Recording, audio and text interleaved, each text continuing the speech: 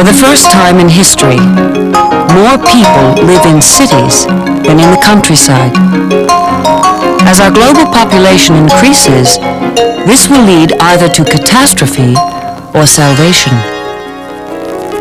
Architect Paoli Soleri has a vision of what salvation might be. It would be very hard to imagine any kind of civilization or cultural development divorced by the phenomenon of the city. Because in a way it's that environment that seems to be producing the impulse in singular minds to come up with new inventions, new applications of things, new discoveries, and eventually new creations. In Paoli Soleri's view, our current patterns of city development are fundamentally flawed. Urban sprawl and its detrimental effects on communities and the environment are what Soleri has dedicated his life to changing. We're asking for trouble. We're destroying our urban environments, and they will decay. These low-density environments will decay over time. What we need to do is to bring higher intensities and densities together, to bring land uses close together, as opposed to separating land uses out from each other, which we have done.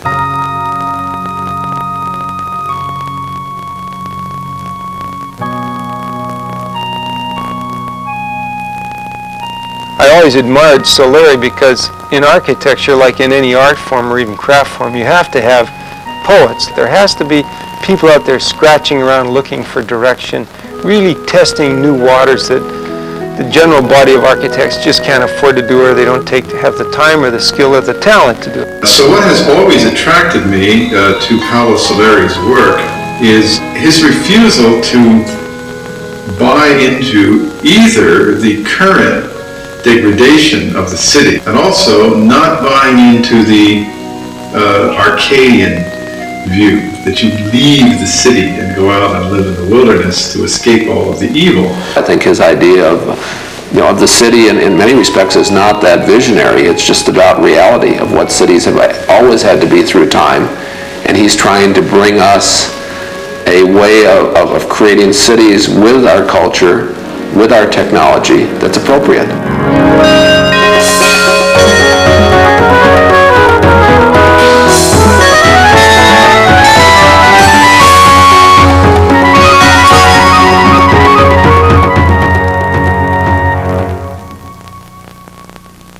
Cities, unique complex entities, constructed over a span of generations, they embody the cultural, technological, and spiritual achievements of the human species. Our human evolutionary path has progressed from the tribe to the city, from the rural to the urban. But during the last 200 years, cities around the globe have undergone incredible growth. It took from all of history until the early 1800s for a city to reach a population of over 1 million. Only 200 years later, as we approach the 21st century, there are nearly 300 cities with over 1 million inhabitants. During this intensive urbanization process, we've become increasingly isolated from the natural world. Consequently, we are now at the point that our lifestyles and our dominant technologies threaten to destroy the web of life that sustains us.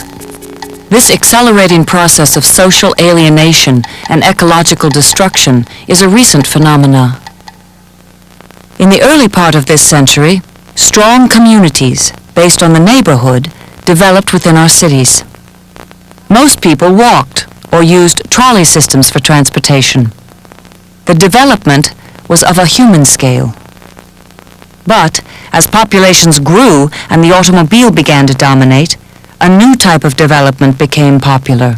Then after World War II, the automobile was certainly very evident in our society, and from the automobile, we started building roads outside of this very compact type of urban area called suburbia, and since then America has spread out instead of built up, and we've lost a great sense of community by the spreading out of America.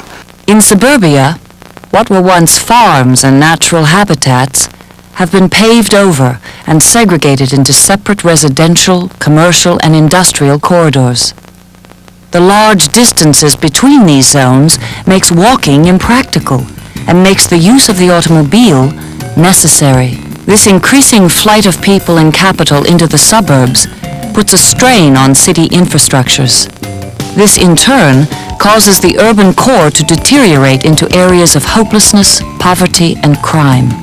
The city of Phoenix, Arizona experienced these problems as it grew from a small city to a major urban area in just a few decades. But I think it's become clear to those of us that are in Phoenix now, that are in leadership positions, that we are in fact on the same continuum as all these other cities, where we have a central city and a tax base which is leaving us, which doesn't allow us to simply pay the bills, doesn't allow us to take care of have the human resources that we need to have, doesn't allow us to do things like transit systems.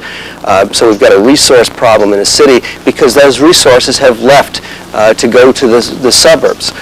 While policymakers debate ways to address these problems, architect Paoli Soleri proposes a distinct alternative to urban sprawl.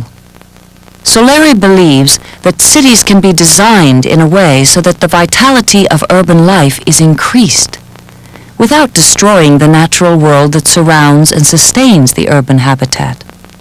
His ideas are fundamentally different from other architects, because he envisions the city as a complex living organism. Soleri calls this new paradigm for urban planning arcology. The better use you make of what's available, the better the situation is going to be. So since arcology is fundamentally,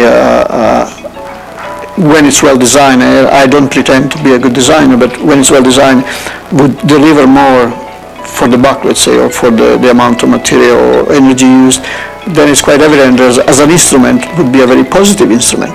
Soleri's arcology merges the discipline of architecture with the science of ecology in an attempt to create a socially and environmentally sustainable city. That a city is like an organism, and the key that I think Soleri has probably been at one of the real forefronts of trying to help define for us is looking at the city as kind of a sustainable organism, and what is it we need to take in order to survive and be strong, and what is it we don't need to take in, what is it that we take in that's harmful to us. And if we can define those elements more accurately, and many of those things are economically driven, I think we've got a much greater opportunity for a sustainable city in which everybody prospers. And while many designers have proposed new urban schemes, Paoli Soleri is constructing his city. He calls it Arcosanti. Soleri's development of this revolutionary urban form had its beginnings in the late 1940s. After receiving his PhD in architecture from the Turin Polytechnic Institute in his native Italy, Soleri came to the southwestern United States to apprentice at Frank Lloyd Wright's Taliesin School of Architecture. While Soleri was inspired by Mr. Wright's philosophy of organic architecture, he was equally impressed by the integrated community life that was the basis of the Taliesin Fellowship. This experience would later help motivate him to design entire cities rather than individual buildings.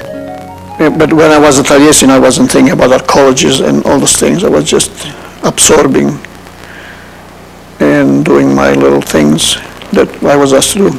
I was very grateful to be able to have that experience, and it was very, very important for me.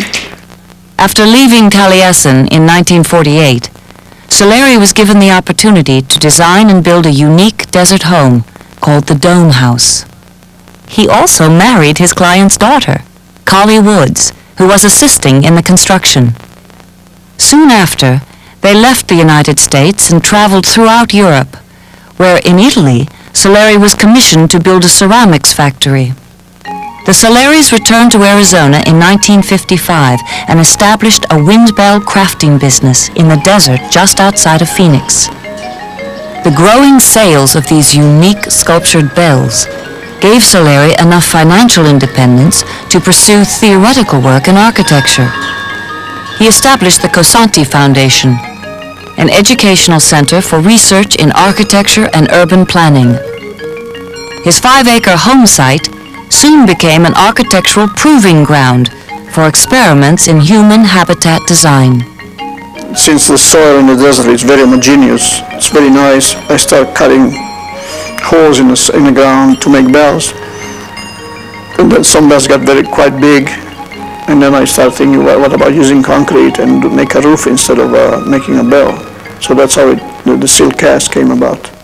I can fondly remember in 1968 when we started construction on the new drafting room, and we went and got a bunch of pajama flannel at a local fabric store, and working with Paulo and catenary chains and rolled curved forms to develop a formwork, which as we looked at it was driven by economy and logic I think there's so much to learn from Paulo in somebody accomplishing so much with so little. It's taking literally almost nothing and turning it into magic.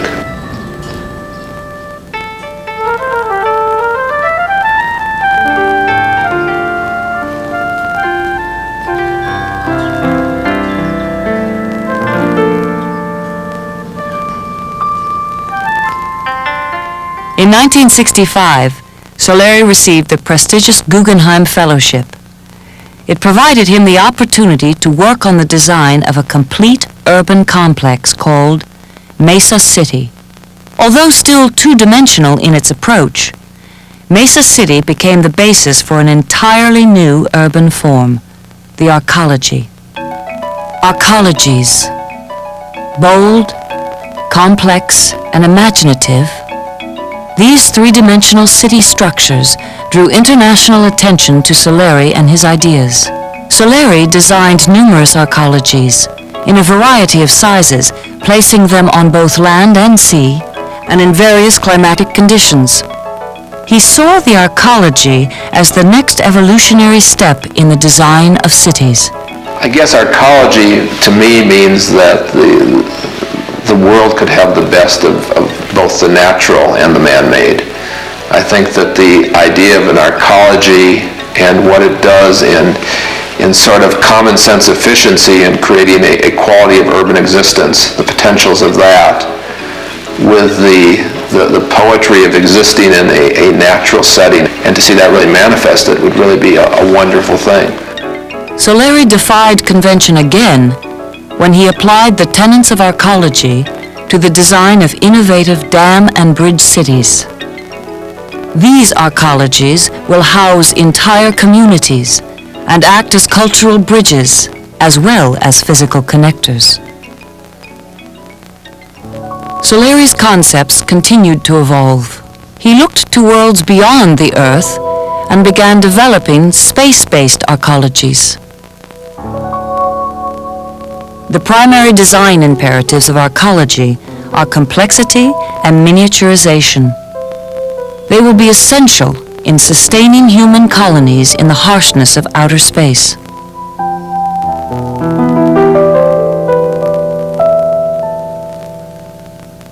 Soleri's arcology is the antithesis of suburban sprawl. He believes that these dense living cities will maximize the benefits of urban life while minimizing the use of land, raw materials, and energy. There are elements in the composition of the city which are very negative. And one element is the waste of space, which translates into a waste of resources and waste of time, and ultimately the waste of the people. To reduce the city's land area, Soleri designs his cities to rise up rather than expand out. In contrast to sprawling cities, an arcology is a large, integrated, self-contained structure. Its compact design allows agricultural land and biologically diverse habitats to remain preserved beyond the perimeter of the city. One of the best ways I think we can change and reduce our impacts to our environment is by land use. Land use in and of and by itself can solve these problems. And that land use as a higher concentration is mixed use type of development. And Paulo's idea is mixed use in its purest sense, putting a variety of type of uses in one building. Environmental concerns are central to Soleri's design philosophy. Current design and construction practices have resulted in cities that are voracious consumers of energy.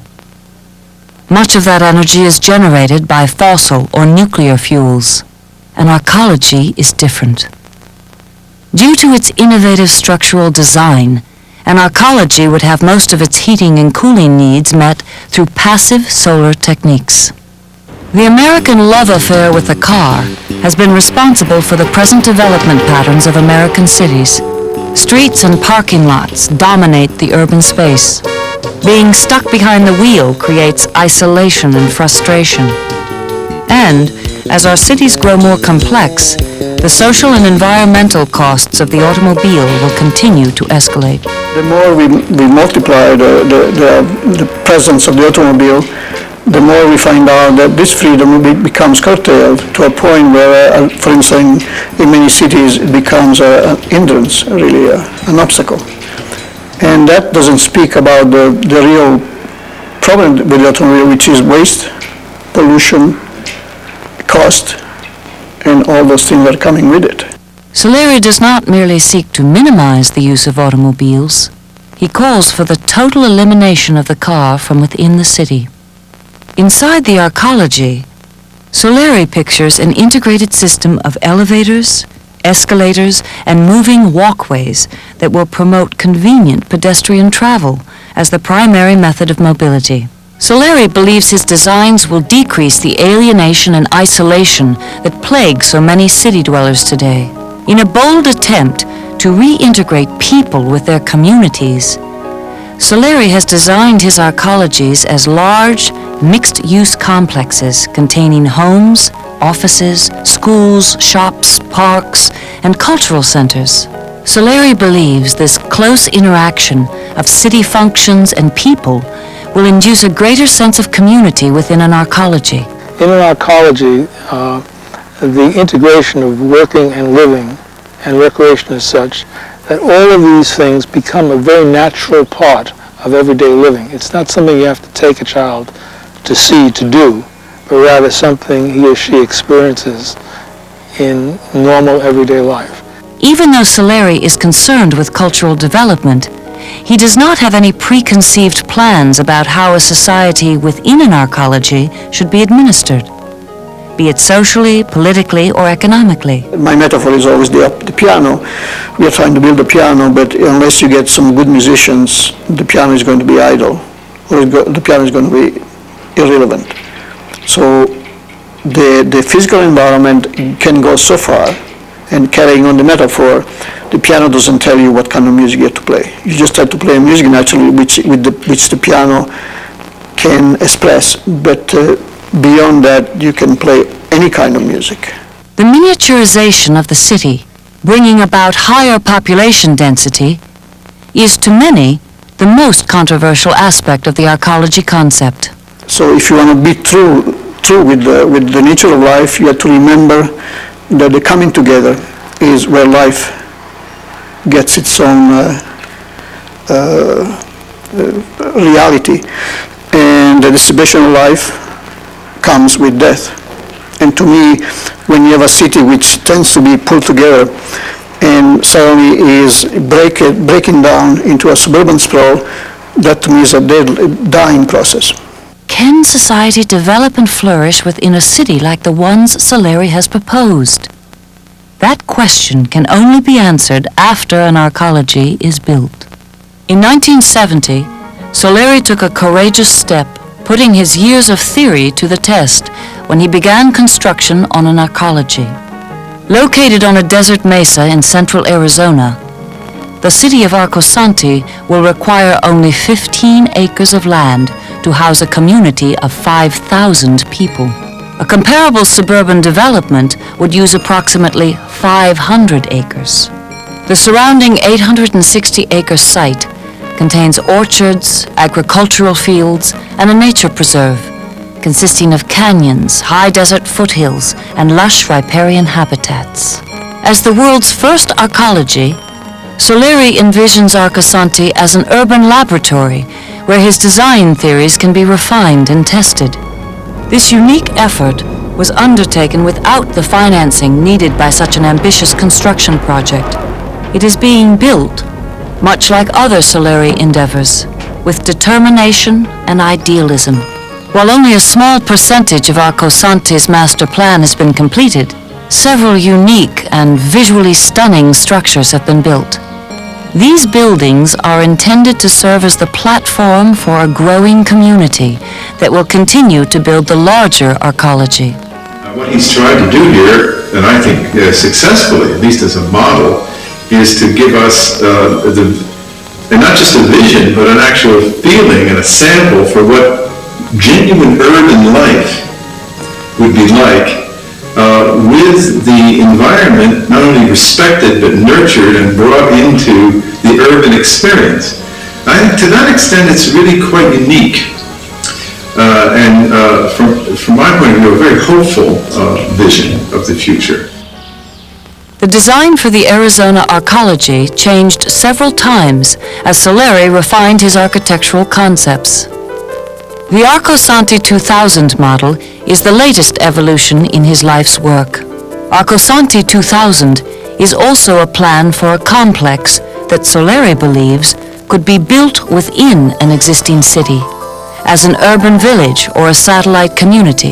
Paolo has proposed to have two semi-curved vaulted buildings, one 30-story and one 15-story. And it's pointed towards the sun and collects the sun's energy, so it's very environmentally efficient. So the design itself is quite different, and it's warm. It's not a sterile type of environment as you have with slabs of tall buildings going up, which we do all over the United States. He would have all the different cultural facilities, retail facilities, be large recreation areas, green spaces, park areas, bring in water features into that whole area. On the backside would be a series of gardens, be a series of orchards and trees. It is really meshing an urban environment with an agricultural environment. Quite unique in the United States, quite unique and probably in the world. When completed, Arcosanti holds the promise of being the most efficient and environmentally benign city ever built.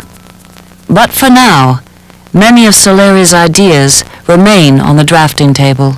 Because Arcosanti lacks the budget to undertake large-scale construction, progress has been slow. Consequently, the building of this new city has taken a more grassroots approach. Over the years, thousands of people from around the world have participated in the construction of Arcosanti. They pay a tuition fee to participate in workshops, which include lectures and hands-on building experience in the apprenticeship tradition. It's an incredible cosmopolitan spot, and on that level, that's what I think in many reasons is what Arcosanti is trying to be, and what arcology is trying to be, a place where many different cultures and many different ideas can come together and help to generate a new culture and a new concept of how people live not only on the earth but with each other. And in that level, it's a tremendous success. Permanent living quarters are in short supply for many of Arcosanti's residents. Most live in Spartan-like conditions and work in construction, the foundries, the cafe, or as tour guides. The site, however, is not without certain amenities. It's just a really positive sort of direction for our society to be taking. The situation that we're living in isn't typical of how it will be when it's completed, but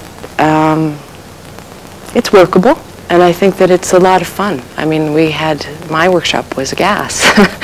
Those apartments that have been completed demonstrate that a home in an arcology can be as comfortable and beautiful as those found in any other apartment or condominium. Design and construction are not Soleri's only areas of concentration. Since its inception, he has infused the community with an artistic and cultural spirit.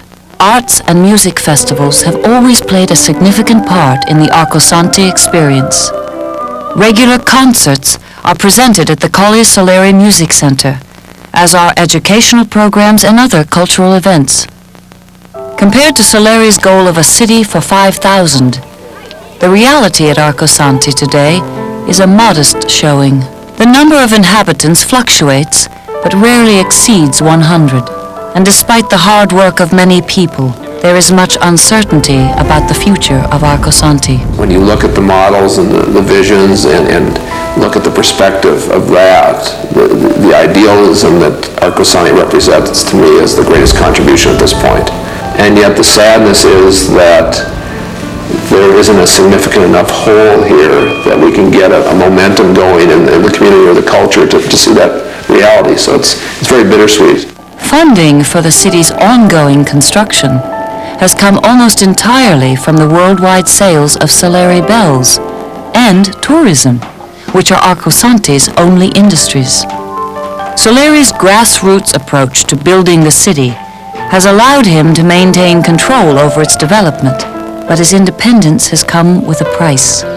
Today, Arcosanti remains more village than city, and it is still struggling to become economically self-sustaining. And if you have a democracy or in a capitalistic system working together, it doesn't really encourage community living. And so to do that, you have to go against the grain, or you have to find a new way. And then when you do that, you find problems with financing. Although Soleri has chosen an independent path, he is clearly disappointed that there has not been greater support for his work and his city.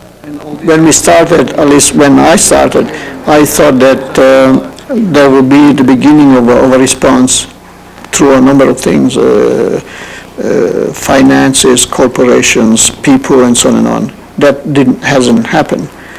And part of the reason is that I'm not exactly advocating the American dream, quite evidently, from the very beginning. So it's very difficult to go to someone and say, well, you are mistaken, I'll tell you what the truth is, give me money. Doesn't work that way. Some have been quick to dismiss Arcosanti and to brand Soleri's far-reaching ideas as visionary, but unachievable.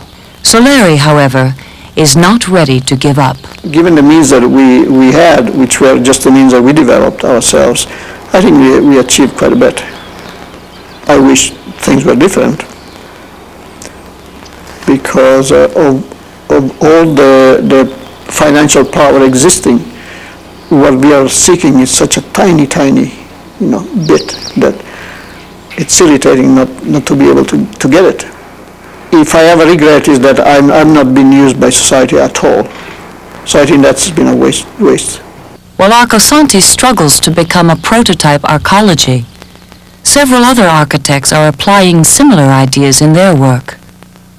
These creative designers also recognize the imperative of designing and planning urban growth in a more integrated and intelligent way. The idea is valid, and it was valid 30 years ago when Paolo was a crackpot, and it's valid now even more so when all his ideas are starting to come together. And there's so many aspects, so many parts of what Paolo's talked about that are happening. Recycling and energy awareness and pedestrian access and cultural activities, that all the parts are there. They're all there, they're out there in the society, and they haven't been pulled together. To me, it all seems so obvious that if you tie all these in together under the concept of arcology, that it's going to work. As cities around the planet reach unprecedented sizes, their increasing social and environmental problems must be addressed if we are to avoid catastrophe. Through arcology, Paolo Soleri has proposed a new type of city, one that he believes will prove to be more sustainable. I think you'll see it in kind of bite-sized pieces. Because we are all individual decision makers, we are not going to take our resources and buy a house, for example, that isn't in some way or other connected with something that we identify as the norm, because it's too risky for us. So I think the real question is, do we have time to let bite-sized steps make those decisions? Despite the obstacles, rejections, and disappointments, Soleri tenaciously holds to his philosophy. There is renewed interest in ecology, and people from around the world continue to be inspired by his ideas. I think 10 years from now, I want people to say that the real opportunity was there, that the effort was made, that not everything worked, but we learned a lot and are able to live together better as a result of our participation in this project. I know that Paolo Soleri knows nothing is the final answer, but this is probably the boldest experiment in urban living on the planet today. And I'd like to just say that we gave it a good shot. A lot of people probably living in single-family areas, living in suburbia, says, oh my gosh, I can never think of myself living in that type of environment. But all the different features they want, privacy, cultural facilities, closeness to retail facilities, closeness to libraries, closeness to city services and that, all can be provided in that particular environment. And that's what Paolo Soleri is proposing and his concepts that he's been developing at Argos Santi. Although Arco Santi is far from complete, Soleri trusts in the validity of his ideas. He perseveres, dreams, designs, and slowly builds, believing that one day his arcology will be built. No, if I had the price that we put into an airplane was given to us for some reason, that we would have an arcology. Well, that's not possible, evidently. So we are trying to do what we can, and with the means we have, and with the know-how we have, which is very limited in many ways. So we're not very professional in any direction, but that's part of the pioneering, non-professionalism. So we are pioneering, and we'll see.